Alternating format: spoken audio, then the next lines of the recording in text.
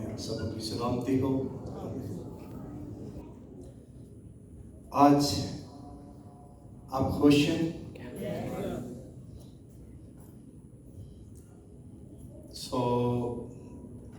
एक हवाला हम तलावत करेंगे। अगर कोई अल्लाह तस्लीम क्यों 5वां बाब और उसकी 16वीं आयत को।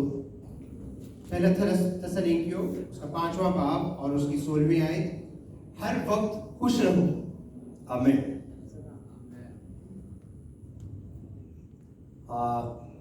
ये भी सोचा जा सकता है कि खुशी के दिन में खुश होना चाहिए। आमीन। लिखे है हर वक्त खुश रहो। ये खुदा का हुक्म है, राय नहीं है। ये नहीं कोई कह सकता कि पौलुस रसूल ने अपनी राय दी, बल्कि पाकरू की तहरीक के सबब से उसके जो 14 खतूत हैं वो लिखे गए। और उनमें एक बात जो मैं आपके सामने रखना चाह रहा हूँ वो है हर वक्त खुश रहो। जैसा आपको मैंने पहले बताया था कि आपको मुझे बताना होगा जो कुछ मैं बोलूं आपने बोलना है। आमीन। इससे हम आगे चलते जाएंगे, खुदा के कलाम को सीखेंगे। पौलुस रसूल ने जो तालीम दी थिस्सलुनीके कलीसिया को खत लिखते हुए कहा हर वक्त खुश रहो। बोलेंगे हर वक्त खुश रहो। फिर बोलेंगे मेरा सवाल है आप लोगों से, क्या कोई हर वक्त खुश रह सकता है? कोई जवाब नहीं आया।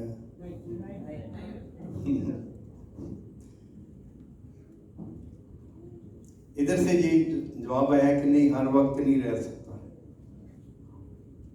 इधर से नहीं कोई भी जवाब आया। क्या कोई हर वक्त खुश रह सकता है? नहीं। नहीं। फिर पौलुस रसूल ने ठीक तालीम नहीं दी। यही कहेंगे इसको। यस। पौलुस रसूल ने हुक्म दिया है, ये खुदावंद का हुक्म है, ये राय नहीं है। ये खुदावंद का हुक्म है, हर वक्त खुश रहो। खुदावंद का हुक्म क्या है? हर वक्त खुश रहो। ये नहीं कि ये खुशियों के दिन है इसमें खुश हो लें और बाकी दिनों में नहीं, ऐसा नहीं है। बल्कि जो कुछ लिखा है इसको समझना पड़ेगा। दुनिया भी यही कहती है, कभी खुशी कभी गम। और बाइबल में लिखा है, वाज की किताब 3 बाब की 4 आयत में, रोने का एक वक्त है, हंसने का एक वक्त है, गम खाने का एक वक्त है और नाचने का एक वक्त है। सुलेमान ने जो एक दाना शख्स था, पाकरू की तारीख में ये बातें लिखी, बोली कि खुशी का एक वक्त है, खुशी का एक वक्त है।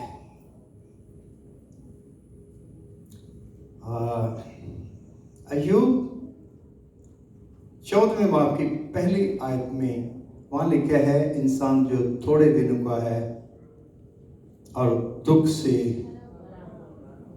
भरा है। इंसान जो थोड़े दिनों का है और दुख से भरा है। अय्यूब ने भी बताया, सुलेमान ने भी बताया, लेकिन पौलुस रसूल कह रहे हैं कि हर वक्त खुश रहो।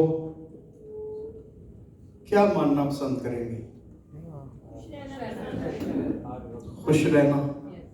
आमीन। खुश रहना। कलाम मुकद्दस में लिखा है हर वक्त खुश रहो। एक और हवाला भी लिखा हुआ है, गमगीनी हंसी से बेहतर है क्योंकि चेहरा की उदासी से दिल सुधर जाता है। गमगीनी हंसी से बेहतर है, और क्योंकि चेहरा की उदासी से दिल सुधर जाता है। क्यों खुश रहो, सवाल है मेरा। खुदावंद ने ये क्यों कहा, ऐसा क्यों कह दिया खुश रहो? कोई जवाब है आपके पास? जिंदगी में तो दुख सुख आते रहते हैं, कभी इंसान गमगीन होता है, कभी खुश होता है। क्यों कहा पौलुस रसूल ने, क्यों कहा हर वक्त खुश रहो? बोलेंगे हर वक्त खुश रहो।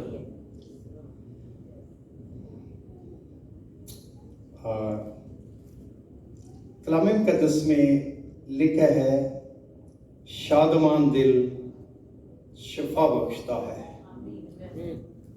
शादमान दिल शिफा बख्शता है। मिसाल 17वें बाब की 22वीं आयत में, शादमान दिल शिफा बख्शता। डॉक्टर्स ने ये नुस्खा नहीं बताया, उनके पास दवाइयां हैं, इंजेक्शंस हैं, लेकिन बाइबल बताती है कि शादमानी जो है उससे इंसान को शिफा मिलती है। शादमानी से बदन को शिफा मिलती है। ये खुशी किस तरह से जाहिर की जा सकती है? हर वक्त बंदा ही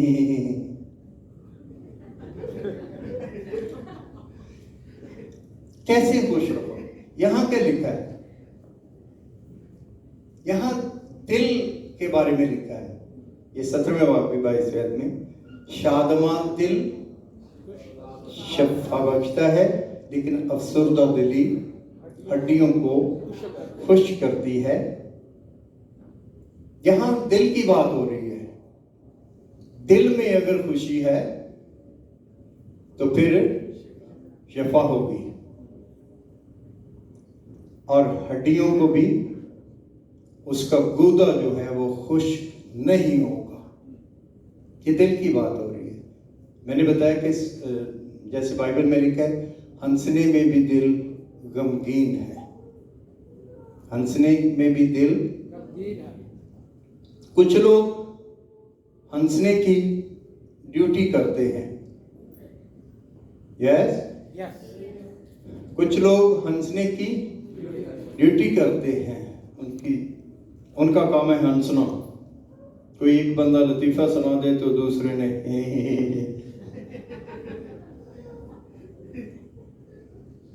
एक मैनेजर को मैं जानता हूँ स्टेट लाइफ में, और वो बताता है कि हमें ये ऑर्डर मिला होता है कि हम ऑफिस में हर वक्त हमारा चेहरा जो है ना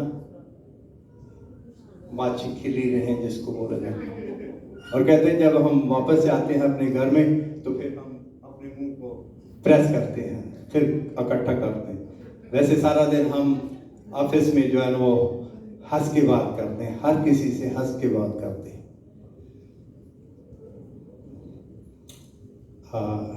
क्यों खुश रहो, मेरा सवाल था।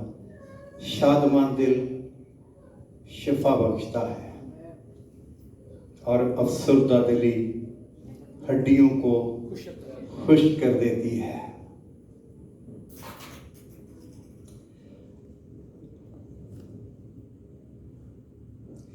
कई ममालिक में जिन्होंने इस राज को जाना है, उन्होंने बाकायदा जगह मुकर्रर की और वहां लोग जाके हंसते हैं।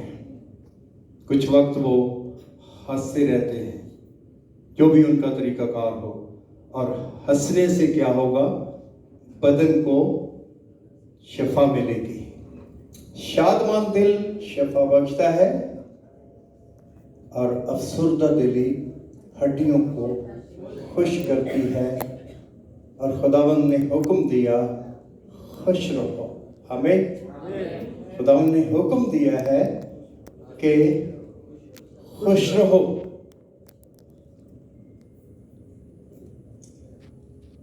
गम के जो नुकसानात हैं वो भी बाइबल में दर्ज है। जैसे लूका की मार्फत लिखी गई इंजील के 21वें बाब की 34 आयत में लिखा है, बस खबरदार ऐसा ना हो कि तुम्हारे दिल खुमार, नशाबाजी और इस जिंदगी की फिक्रों से सुस्त हो जाए। खबरदार कब किया जाता है? जब आगे कोई खतरा हो। जैसे बिजली के जो पोल होते हैं उस पर लिखा होता है खतरा 440 वोल्ट। बाद में ये लिखा होता है कि ये बिजली 6 फुट तक करंट देती है। और खुदावन ने भी खबरदार किया है, खबरदार ऐसा ना हो कि तुम्हारे दिल खुमार, नशाबाजी और इस जिंदगी की फिक्रों से सुस्त हो जाए। जैसे नशाबाजी दिल को सुस्त कर देती है, ऐसे ही फिक्रमंदी या गम करना दिल को सुस्त कर देता है। एक और हवाला मिसाल की किताब में लिखा है 12वें बाब की 25वीं आयत में, आदमी का दिल फिक्रमंदी से दब जाता है लेकिन अच्छी बात से खुश होता है। आदमी का दिल फिक्रमंदी से दब जाता है। आदमी का दब जाता है, औरत का नहीं दबता, है ना। जैसे वो एक मिसाल भी दी गई कि कोई जानवर जो पानी का जानवर है उसका लिखा है उसका दिल पत्थर की मानंद है। क्या तर्जमा, मौजूद तर्जमा क्या होना चाहिए? मैं कहूँगा इंसान का दिल। यहाँ क्या होना चाहिए? इंसान का दिल फिक्रमंदी से दब जाता है। ये हार्ट अटैक वगैरह जो होते हैं ये क्यों होते हैं? फिक्रमंदी से, बोझ से, गम से कोई ज्यादा असर ले ले अपने बदन पर तो दिल रुक जाएगा, काम करना छोड़ देगा। इसलिए खुदावन ने कहा है फिक्र ना करो। एक और बात मैं आपके सामने रखना चाह रहा हूं। 2 कुरिन्थियों 7वें बाब की 10वीं आयत में लिखे हैं, खुदापरस्ती का गम ऐसी तौबा पैदा करता है जिसका अंजाम नजात है और उससे पछताना नहीं पड़ता, मगर दुनिया का गम मौत पैदा करता है। दुनिया का गम मौत पैदा करता है। कोई चीज बोते हैं तो फिर उगेगी भी। जैसे लिखा है कलाम सुनने से पैदा होता है और सुनना मसीह के कलाम से। आप कोई चीज बोते हैं, गंदम बोते हैं तो फिर गंदम उगेगी, या कोई और फसल बोते हैं तो वो उगेगी।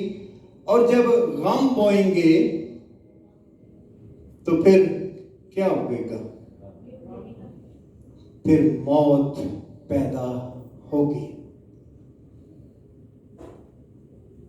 एक दफा मैं एक नए घर में विजिट के लिए गया तो बहन मुझे बता रही थी कि मुझे रोना बहुत पसंद है और कहती मैं यीशु मसीह के जो सलीबी गीत है वो मैं लगा के सुनती रहती हूँ और बहुत रोती रहती हूँ। तो मैंने कहा बहन, यीशु मसीह सलीब पर हुआ और वो दफन हुआ और जी उठा और आज वो आलमे वाला पर मौजूद है। हालेलुया।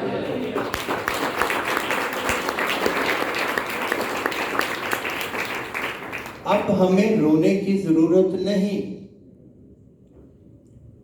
कुछ लोगों को गमगीन रहना पसंद होता है, दुखी रहना पसंद होता है, परेशान रहना पसंद होता है। एक काम खत्म हुआ दूसरे की फिक्र ले लेते हैं। अच्छा ऐसे हो गया तो हम अगे की करना, ओ फलां काम दा की करना, तो फलां दा की करना। लोग खुशी से गमों को, फिक्रों को अपने ऊपर लेना चाहते हैं, ले लेते हैं, जिसके सबब से ये होता है कि वो हर वक्त गमगीन ही रहते हैं, फिक्रों में उलझे रहते हैं, और बाइबल में लिखा है बाजों ने अपने दिलों को तरह तरह के गमों से छलनी कर लिया है। बाजों ने अपने दिलों को तरह तरह के गमों से छलनी का मतलब क्या? छेद इतने हो गए हैं कि उसमें अब ब्लड जो है वो ठहरता ही नहीं। बहुत से नुकसान होते हैं इसके, इसलिए कलाम मुकद्दस में लिखा हुआ है कि फिक्र ना करो क्या खाएंगे, क्या पिएंगे, क्या पहनेंगे, क्योंकि इन फिक्रों में गैर कौमें रहती हैं और तुम्हारा आसमानी बाप जानता है कि तुम इन सब चीजों के मोहताज हो। लिखा है अपनी सारी फिक्र उसी पर डाल दो क्योंकि उसको तुम्हारी फिक्र है। जब हमारा खुदा सब कुछ कर सकता है, उसने हमारे लिए सब कुछ बनाया, तो जरूरी है कि हम अपनी फिक्रें सारी अपने खुदा को दें ताकि वो इन्हें करे। मैं रिसर्च कर रहा था गूगल, तो मैं देख रहा था कि जो व्हेल मछली है उसकी खुराक 4 टन है, 100 मन। जितने भी जानदार हैं, क्या खुदा उनको खुराक नहीं मुहैया करता? जितने जानदार हैं इन सबों में एक इंसान है जो फिक्र करता है, क्या खाएंगे, क्या पिएंगे, क्या पहनेंगे, ये फिक्र करता रहता है। बाइबल कहती है अपनी सारी फिक्र अपने खुदा को दो क्योंकि उसको तुम्हारी फिक्र है। और ये भी लिखा है कि तुम्हारी कदर तो परिंदों से बहुत ज्यादा है। तुम्हारी कदर तो परिंदों से बहुत ज्यादा है। सारे जानदार खुदा ने बनाए, लेकिन किसी को अपनी शिबी पर नहीं बनाया। सिर्फ एक इंसान है जिसको अपनी शिबी पर बनाया। हालेलुया। और क्या वो इसको खुराक नहीं देगा? क्या वो इसको सारे इंतजाम इसके पूरे नहीं करेगा? यिर्मयाह की किताबें लिखे वो इंसान के बारे में प्रोग्राम रखता है और वो सारे पूरे करने की कुदरत रखता है। आमीन। फिर फिक्र क्यों की जाए?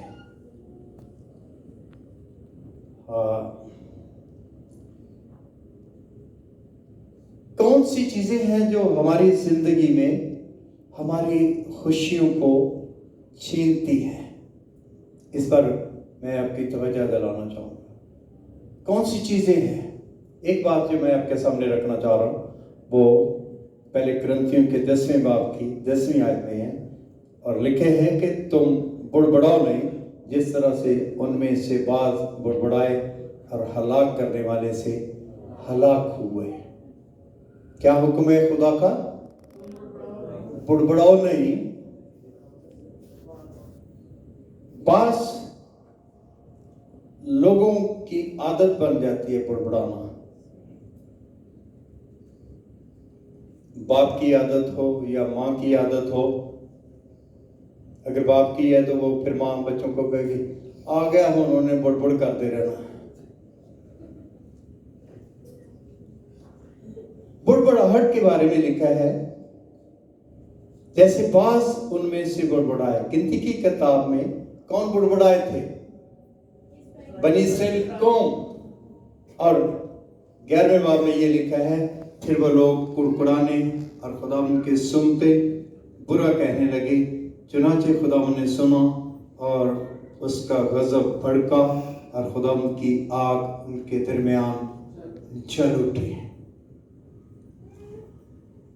जब कोई ये आदत बना ले बुड़बुड़ाने की, शिकवे शिकायत करने की, तो फिर वो खुश नहीं रह सकता। आमीन।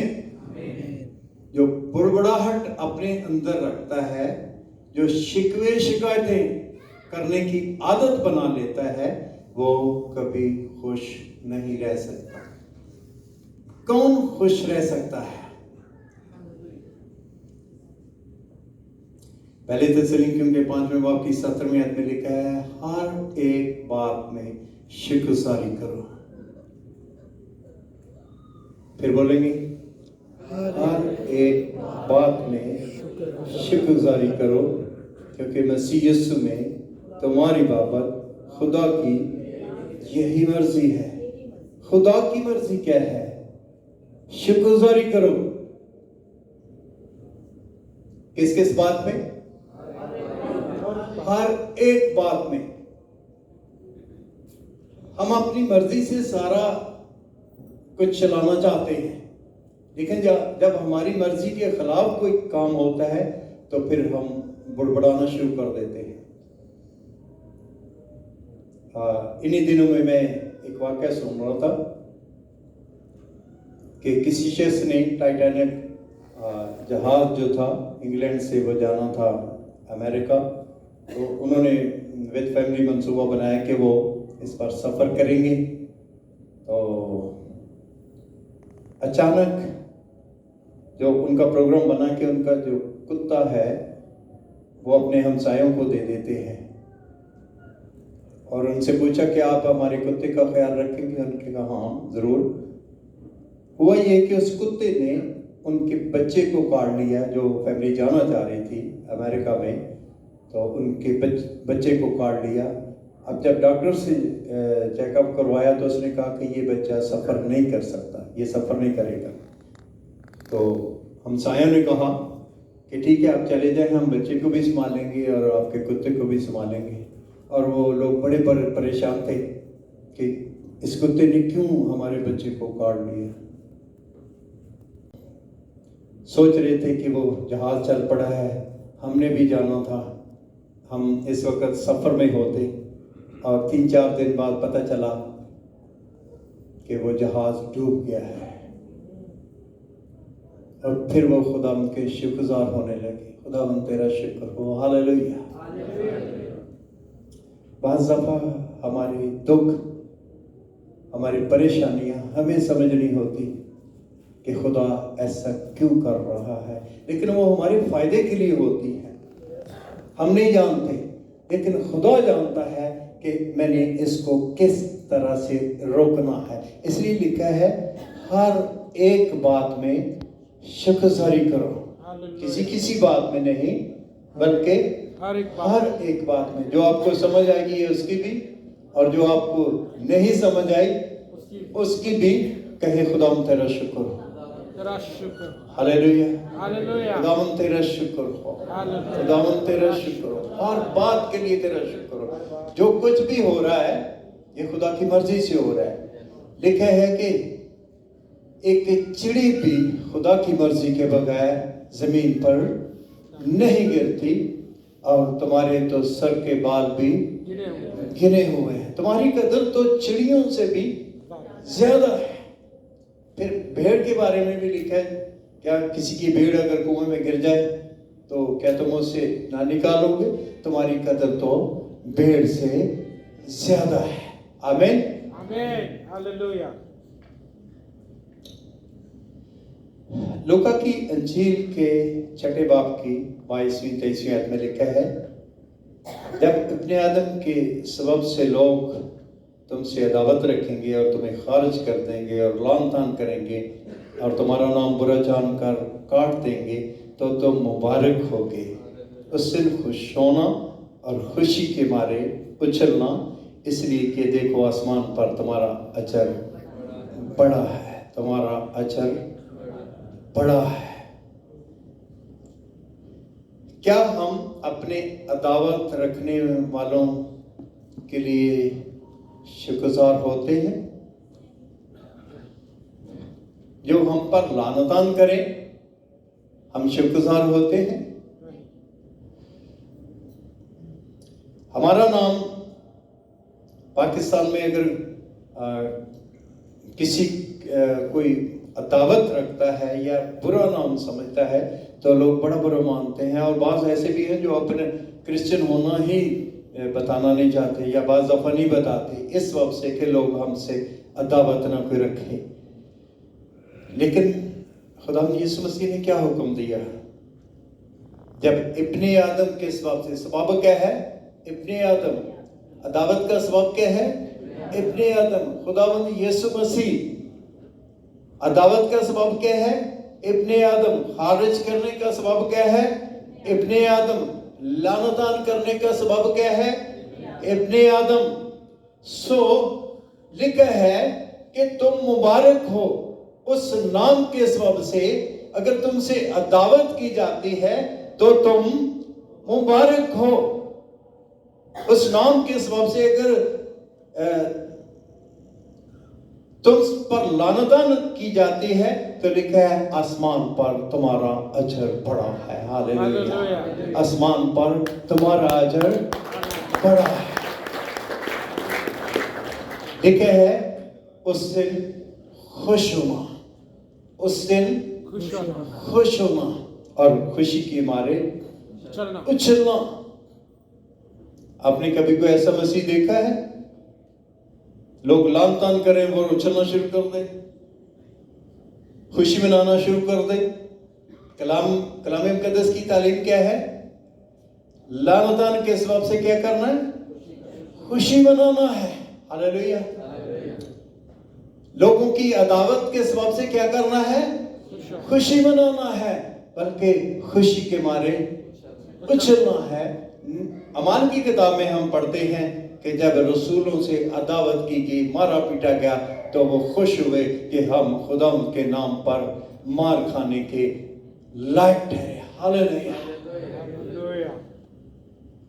सो लिखा है कि हर एक बात में शुक्रगुजारी करो, क्योंकि मसीह यीशु में तुम्हारी बाबत खुदा की यही मर्जी है।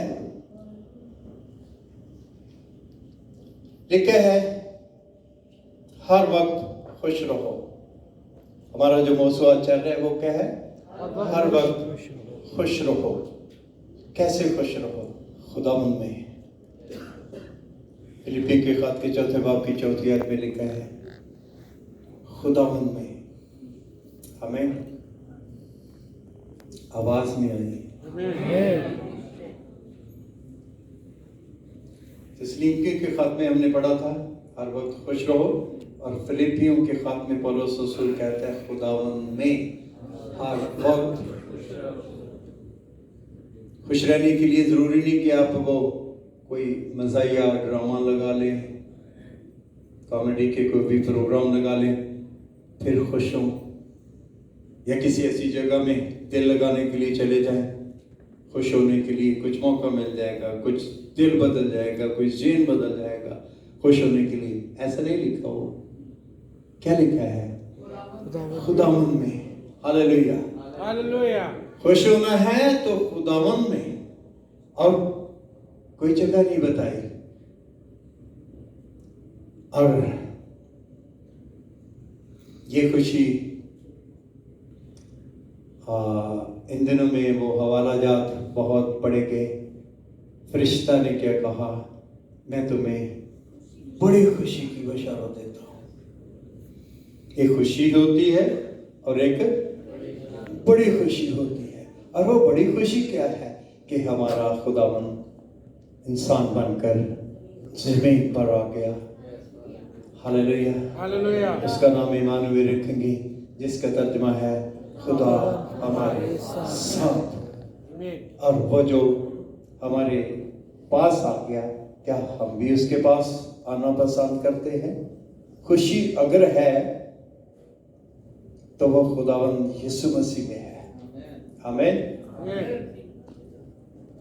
इरफान भाई बता रहे थे उस दिन के मैं बड़ा दुखी रहने वाला शख्स था, खुदावंद के पास आया तो उसने मुझे सुकून दिया। मेरा भी कुछ ऐसा ही हाल था, और मैंने तो बड़े फख्र से अपने नाम के साथ लिखना शुरू कर दिया, दुखी कह के तखल्लुस जो मैंने साथ लगाया। खुदावंद के बगैर खुशी नहीं मिली थी मुझे, और मैंने भी अभी मैं गवाही नहीं देना चाह रहा कैसे मैं खुदा के पास आया। खुशी नहीं मिली, लेकिन जब खुदावंद के पास आया तो खुदावंद ने अपनी खुशी मुझको दी, जिसने वादा किया ऐ मेहनत उठाने वालों और बोझ से दबे हुए लोगों, कुछ मेरे पास आ जाओ। ठीक नहीं पड़ा गया? सब मेरे पास है। ऐ मेहनत उठाने वालों और बोझ से दबे हुए लोगों, आगे क्या लिखा है? सब मेरे पास है। सब मेरे पास हो। लिखे वो किसी की हलाकत नहीं चाहता, बल्कि चाहता है कि हर एक की तौबा तक नौबत पहुंचे। और उसने वादा किया, मैं तुम्हें अपना इत्मीनान दिए जाता हूँ। जिस तरह दुनिया देती है, मैं तुम्हें उस तरह से नहीं देता। तुम्हारा दिल ना घबराए और ना डरे। आमीन। खुशियाँ लेनी है तो फिर खुदा उनके पास आ जाए। आमीन। आंखें बंद करेंगे और दुआ में लगेंगे। तारीफ हालेलुया, तारीफ हालेलुया, हालेलुया, हालेलुया। मुतमईन दिल जिस्म की जान है। हालेलुया। अपने दिल को खुदा के हाथों में ओ वही हालेलुया। जो चाहते हैं उनके लिए दुआ हो, उनके लिए दुआ करना चाहता हूँ। अपने हाथ उठा के दुआ में लगे। मैं देखता हूँ कि बहुत लोग दुखी हैं, परेशान हैं, मुख्तलिफ तरह की मुश्किलें हैं और उनको सुकून की ज़रूरत है। और वो सुकून सिर्फ हमारा खुदा यीशु दे सकता है। वो जो इत्मीनान का चश्मा है, हालेलुया, इत्मीनान का चश्मा आपको छुएगा और अपना इत्मीनान देगा। रूह कुदस से भर जाएं यीशु नाम से, यीशु नाम से, यीशु नाम में, यीशु के नाम में। हालेलुया। खुदा बाप यीशु मसीह के नाम में इन जानों बदनों को छू दे।